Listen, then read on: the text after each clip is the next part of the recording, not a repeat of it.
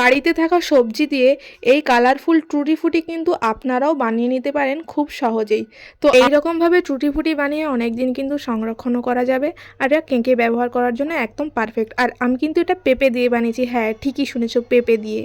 তো প্রথমে আমি পেঁপেটাকে ভালো করে ছাড়িয়ে নিয়েছি যাতে না পেঁপের সবুজ অংশ থাকে।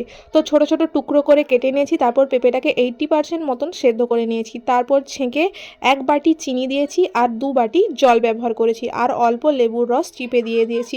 তারপর ওই সেদ্ধ পেঁপেটা ওই চিনির রসের মধ্যে দিয়ে একটু নাড়িয়েই নামিয়ে নিতে হবে, জল জল থাকবে। আর এখানে লাল রং যে দেখতে পাচ্ছ এটা বিটের রস। আর বিরিয়ানিতে যে ফুড কালার ব্যবহার করা হয় হলুদ কালারে, আমি সেটা নিয়েছি। আর একটা নর্মাল পাত্রে সব আলাদা আলাদা কালারগুলো দিয়ে ভালো করে 1 চামচ সেদ্ধ পেঁপে দিয়ে মিশিয়ে কিছুক্ষণের জন্য রেখে দিয়েছিলাম। তারপর একটা থালাতে ভালো করে ফাঁকা ফাঁকা করে ওগুলো ছড়িয়ে দিয়েছি। তো তারপর কড়া রোদে পাক্কা 1 দিন কিন্তু ভালো করে এগুলোকে শোকাতে হবে। 1 দিন না হলে তোমরা 2 দিনেও শোকাতে পারো। ভালো করে শুকনো হয়ে গেলে একসাথে মিশিয়ে নিলেই রেডি বাড়িতে বানানো এই টুটি ফুটি।